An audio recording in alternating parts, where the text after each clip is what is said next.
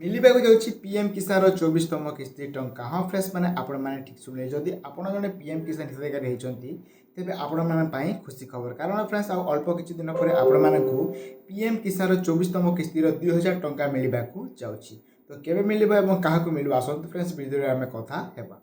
जमीक friends मैंने आपण मैंने जानते कि पीएम किसान टंका वर्ष को 3 थर मिली था प्रति 4 मासरे आपण मैंने भल भाव जानिथे। तो सही पीएम किसान आपण मानक 24तम किस्ती टंका आपण मानक मिलवाक जाउछि। तेबे फ्रेंड्स जो चाषी भाई मैंने पीएम किसान टंका पाउछन्ती तो से मानक पई गुरुत्वपूर्ण खबर।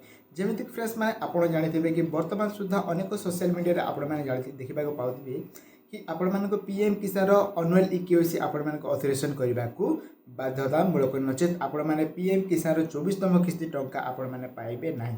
हे ऑथराइजेशन टी आपण मानक वर्षको थरे आपण मानक करबा दरकार जहाँद्वारा कि सरकार जानीपारे कि आपण बर्तमान अच्छी आपण टंका पाँच। कारण फ्रेंड्स अनेक लोक मृत्यु हो सारा पर बैंक अकाउंट को पीएम किसान टंका जाऊँगी ताको कन्फर्म करने सरकार कौन कर वर्ष को थोड़े जमीक आपण मानक अनुअली इक्यूसी करवा जोटा कि फेस एथोरिकेशन द्वारा आपण मानक बाध्यतामूलक कर दि जाए।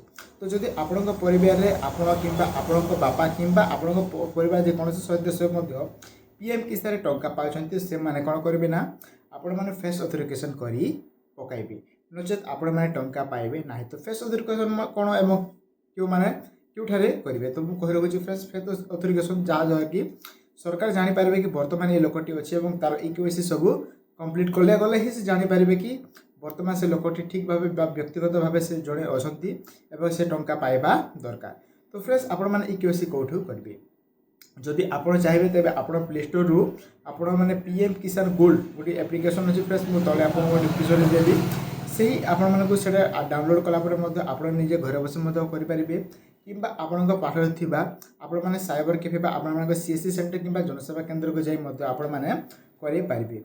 तो फ्रेंड्स से गोटे वीडियो आनबू केमी आपण मैंने कौन करेंगे केमी करेंगे से तो आप जो देखा इंटरेस्टेड थे तो कमेंट येस करेंगे तो आम वीडियो को बहुत जल्दी नहीं आसीज। तो जो मैंने भी पीएम किसान टंका पाँच हूँ तो आप घरे पाथे अन्य कौन से आप परिवार होते तो आपण मैंने कन्फर्मली आपण मैंने कही दिंतु कि आपण मैंने इक्यूसी करवा बाध्यतामूलक नचेत टंकाटी मिल ना। जमीक फ्रेंड्स आगु आपण मैंने खाली इक्यूसी ओटीपी द्वारा मेट्रिक द्वारा करें तो बर्तमान ताकू आपण मानक फेस ऑथराइजेशन करवा बाध्यतामूलक कर दि जाए। तो आज वीडियो फ्रेंड्स आम एते ही कथा पूर्व वीडियो आम कहबू कि आपण मैंने केमिति इक्यूसी द्वारा आपण मैंने ऑथराइजेशन करेंगे। तो वीडियो देखा चाहते फ्रेंड्स कमेंट येस करूँ तो वीडियो आम बहुत जल्दी नहीं आसी जीवु। धन्यवाद फ्रेंड्स पुणी देखा गोटे नुआ फ्रेश टॉपिक रे।